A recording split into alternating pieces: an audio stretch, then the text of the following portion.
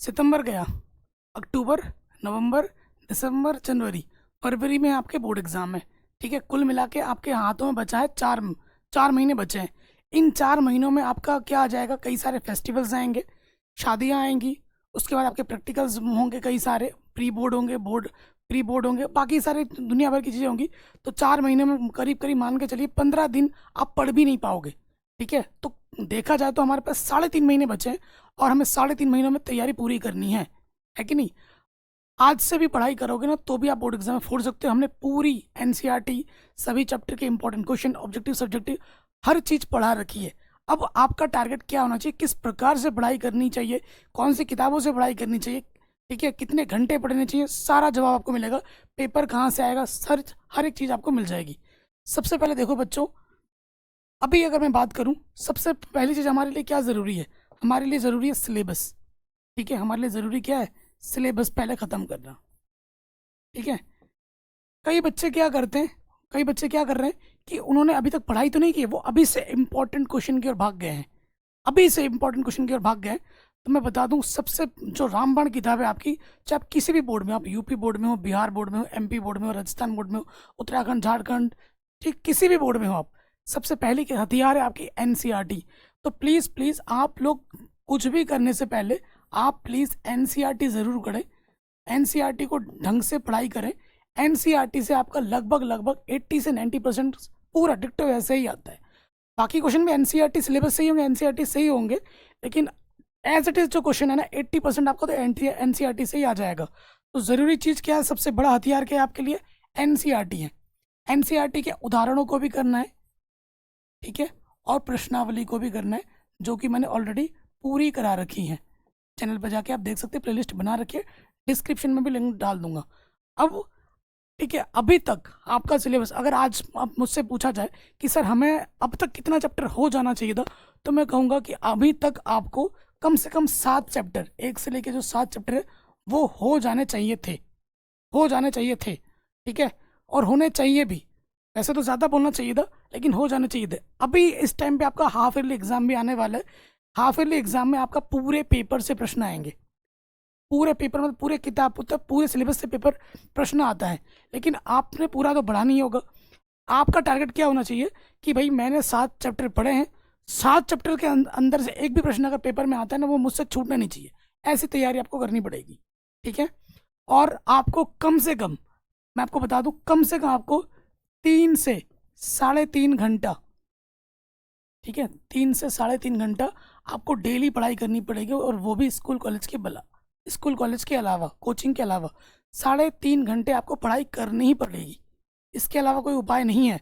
ठीक है, तो पहली जो चीज़ है वो है सिलेबस। सिलेबस आपको क्या करना है कि अक्टूबर तक, अक्टूबर के एंड तक, किसी भी हालत में अक्टूबर तक आपको निपटाना है। और आप हमारे वीडियो देख के निपटा सकते हो आराम से। डेली की प्रश्नावली करोगे, आधा आधा करोगे, तो अक्टूबर तक निपट जाएगा। क्योंकि सिर्फ पूरा पढ़ना ही हमारा एकमात्र उद्देश्य नहीं है, क्योंकि पढ़ने के साथ साथ हमें कई बार रिवाइज करना पड़ेगा, रिवीजन करनी पड़ेगी। ठीक है, रिवीजन ज़रूर करना पड़ेगा। कम से कम जो भी आपने एनसीईआरटी पढ़ी है उसको कम से कम 2 से 3 बार, ठीक है, 2 से 3 बार आपको क्या करना पड़ेगा, रिवाइज करना पड़ेगा। जितना रिवाइज करोगे उतना ज़्यादा आप खुद को निखार पाओगे। अब हम बात करेंगे क्या सिर्फ एनसीईआरटी पढ़ना है। देखो, जब एनसीईआरटी एक बार पूरा पढ़ लोगे, रिवीजन के टाइम पे क्या करना है, आप रिवीजन कब कैसे करोगे। देखो, जब पूरा पढ़ने के बाद जब दोबारा रिवाइज करने बैठोगे, तो तब सिर्फ एनसीईआरटी नहीं पढ़ना है, एनसीईआरटी पढ़ना है, ठीक है, नवंबर से एनसीईआरटी पढ़ना है, प्लस क्वेश्चन बैंक भी शुरू से करना पड़ेगा अपने को। और ये एनसीईआरटी पूरा पढ़ा चुका हूँ मैं, क्वेश्चन बैंक का सोल्यूशन पूरा करा रखा हूँ चैप्टर वाइज। जो हमारे वीडियोस ऑब्जेक्टिव चैप्टर वाइज मिल जाएगा आपको, सब्जेक्ट भी मिल जाएगा, और उसमें पूरा क्वेश्चन बैंक आता है, पूरा क्वेश्चन बैंक मैंने करा रखा है। नई सीरीज भी पे आने वाली है। ठीक है, कैसे पढ़ाई करोगे, जैसे आपने एनसीईआरटी का कोई चैप्टर आपने पढ़ लिया है, जैसे आपने कोई वास्तविक संख्या पढ़ ली, ठीक है, आपने एनसीईआरटी से वास्तविक संख्या पढ़ ली, उसके बाद आपको क्या करना है, क्वेश्चन बैंक से उसी चैप्टर को पढ़ना है। हमारे वीडियो से देख के करो या जैसे भी करो, करना है इस टेक्निक से, एनसीईआरटी फिर क्वेश्चन बैंक। कई बच्चे क्या करेंगे, मॉडल पेपर, कई टीचर ये पेपर आएगा, वो पेपर आएगा, यही आएगा एग्जाम में, इन सब चक्करों से बच के रहो। आपको अपने तैयारी पे ध्यान देना है। वो लोग व्यूज़ के भूखे हैं, वो लोग ऐसा करेंगे आपको भटकाने के लिए। आप अपने प्रॉपर तैयारी पे ध्यान दो, ठीक है। एनसीईआरटी, क्वेश्चन बैंक, ठीक है। क्वेश्चन बैंक पढ़ने का फ़ायदा क्या है? क्वेश्चन बैंक में आपको पता लगेगा कि एक ऑब्जेक्टिव में, सब्जेक्टिव में 1 नंबर, 2 नंबर, 4 नंबर, 6 नंबर में कौन से इंपॉर्टेंट है, कौन से क्वेश्चन ज़्यादा एग्जाम में आते हैं, वो आपको पता लग जाएगा। क्वेश्चन बैंक बहुत ज़रूरी है, ठीक है। क्वेश्चन बैंक आप हमारे वीडियो से देख सकते हैं, तो ये बहुत ज़रूरी है। जब ये चीज़ अच्छे से निपट जाए, रिवीजन अच्छे से हो जाए, उसके बाद प्रैक्टिस के लिए आपको PYQ करने होते हैं। PYQ का मतलब क्या होता है? प्रीवियस ईयर क्वेश्चन पेपर, ये करने हैं। तो इसमें आपको कम से कम 5 साल के, 5 ईयर, 5 साल के पेपर तो लगाने ही लगाने, जितने भी सेट मिल जाए। उसके साथ साथ जो आपका बोर्ड है वो आपके लिए मॉडल पेपर बनाता है। तो मॉडल पेपर ज़्यादा नहीं, 2 पेपर मॉडल पेपर करने हैं। जो इस साल वाला नया आएगा वो, और पुराने साल वाला, 2 मॉडल पेपर करने हैं, ठीक है। ये बाकी अगर मिल रहे हैं तो कर लो, लेकिन कम से कम 2 करने। विगत वर्षों के प्रश्न पत्र 5 साल के करने हैं। ये कब करना है?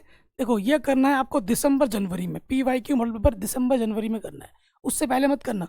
उससे पहले NCERT, question bank, 1 shot revision video, ये सब आप देख सकते हो, ठीक है। और एक चीज़ ध्यान रखिए, जब आप पढ़ाई कर रहे हो तो एक चीज़ ये ध्यान रखना है कि जब भी हम पढ़ाई कर रहे हैं तो हमें क्या करना है कि हर चैप्टर का, चैप्टर वाइज 2 चीज़ करनी है अपने को। एक तो फॉर्मूला शीट बनाना है अपने को, हर चैप्टर का फॉर्मूला शीट बनाइए, एक पेज के अंदर, एक पन्ने के अंदर। और उसके बाद अगला काम क्या करना है, हर चैप्टर के 2 पेज बनाने, ऐसे ऐसे 2 पेज, ठीक है। उसमें क्या करना है, जो क्वेश्चन आपको हो जा रहा है, जो आप एक बार में कर दोगे, कोई दिक्कत ही नहीं है उन प्रश्नों में, उसको नहीं लिखना है। आपको इन 2 पेज में कौन से प्रश्न डाल रहे हैं, पेज नंबर 1, पेज नंबर 2 में, वो प्रश्न आपको लिखने हैं जो इम्पोर्टेंट है, आपको आता है, आप बार बार थोड़े भूल जा रहे हो, ठीक है।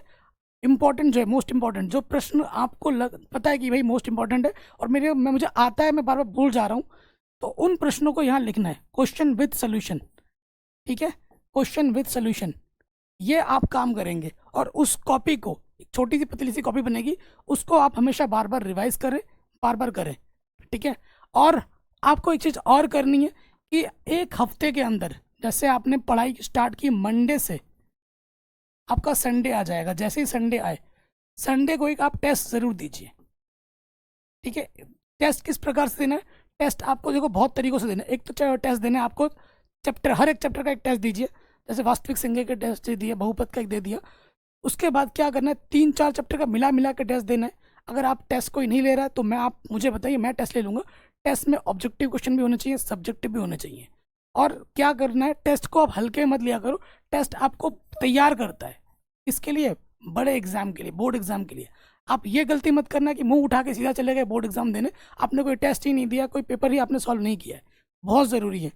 टेस्ट देने से क्या होगा, जो आपका एग्जाम का एक डर होता है वो दूर होगा। आप क्या करोगे, तो आपका एक रिवीजन होगा। टेस्ट देने जाओगे ऐसे तो जाओगे नहीं, पढ़ के जाओगे, तो रिवीजन होगा। आपसे क्या होगा, कोई क्वेश्चन हो सकता है सारे कर लो, हो सकता है एक आध छूट भी जाए।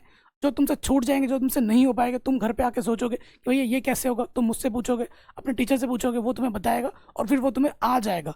जो गलती तुम यहाँ कर रहे हो वो गलती तुम बोर्ड एग्जाम में नहीं करोगे, ठीक है। जो कैलकुलेशन मिस्टेक तुम्हारी यहाँ हो रही है वो बोर्ड एग्जाम में नहीं होगी, तो मिस्टेक से बचोगे, एग्जाम फेयर से बचोगे।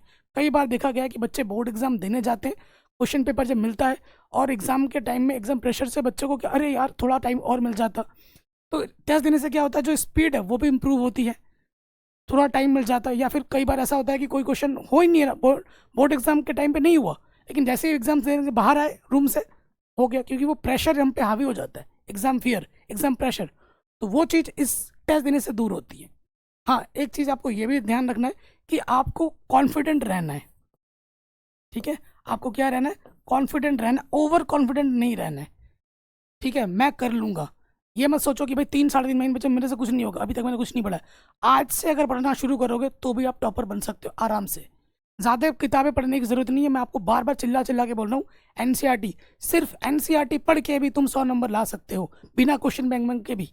मैंने अपने टाइम में भाई ऐसा किया है, मेरे टाइम पे थोड़ी ना मैंने क्वेश्चन बैंक पढ़ा है, PYQ कुछ भी नहीं किया था, लेकिन पढ़ाई ऐसे की, जो भी चैप्टर उठा लो, हर चैप्टर का कॉन्सेप्ट आता था, हर सारे क्वेश्चन प्रश्नावली के सारे बना रखे थे, ठीक है। आपको क्या करना है, जो भी क्वेश्चन आपको आता है कोशिश करनी है अपने दोस्तों को सिखाने की, दिखा बेटी पढ़ाई नहीं करनी है, बार बार रिविजन करना है मैथ में, ठीक है। बार बार रिवीजन करना है। जैसे कि आप कोई चैप्टर पढ़ रहे हो, जैसे चैप्टर 1 पढ़ के आप चैप्टर 2 में आए, चैप्टर 2 से आप 3 में आए, 3 से आप 4 में आए, लेकिन जब तक आप 4 में आ रहे हो ये नहीं होना चाहिए कि आपके चैप्टर नंबर 1 2 आपने रिवाइज नहीं किया है। अगर चैप्टर नंबर 4 में आप चल रहे हो तो कोशिश करो कि हर दिन इसको 5 मिनट दे दूँ, इसको 5 मिनट दे दूँ और इसको भी 5 मिनट दे दूँ। ठीक है, 5-5 मिनट दोगे तो इसका रिवीजन हो जाएगा। जब आप बार बार रिवाइज करते हो ना तो वो आपके दिमाग में बैठा रहता है। और टेस्ट ज़रूर दिया करो। जैसे चौथा चैप्टर आप पढ़ रहे हो ना तो आप टेस्ट इन तीनों का मिला के दिया करो हर संडे को, पिछले चैप्टर के मिला मिला के टेस्ट दो। इससे क्या होगा, आपका रिवीजन भी होगा, आपका प्रैक्टिस भी होगा और आप चीज़ों को भूलोगे नहीं। ये नहीं कि आप चैप्टर पे चैप्टर पढ़े जा रहे हो, पीछे का भूलते जा रहे हो, ऐसा नहीं होना चाहिए। कॉन्फिडेंट रहो, गलत संगति से बचो। ठीक है, बोर्ड एग्जाम में क्वेश्चन सिंपल ही आते हैं, हाई फाइट बड़ा बड़ा लंबा लंबा क्वेश्चन कभी नहीं आता। और इस साल का पेपर आसानी आएगा, ज़्यादा टेंशन लेने वाली बात नहीं है। एनसीईआरटी, ठीक है, क्वेश्चन बैंक और विगत वर्षों के प्रश्न पत्र और जो मॉडल पेपर आएगा वो, इतनी तैयारी करो। खुद पे विश्वास रखो, डेली 3.5 घंटे पढ़ने ही पढ़ने मैथमेटिक्स को। मैथमेटिक्स क्वेश्चन प्रैक्टिस ज़्यादा करनी होती है, इसलिए थोड़ा टाइम इसको ज़्यादा देना पड़ता है। बाकी मैंने सब कुछ पढ़ा रखा है, चैनल जाके आप देख सकते हैं। जय हिंद।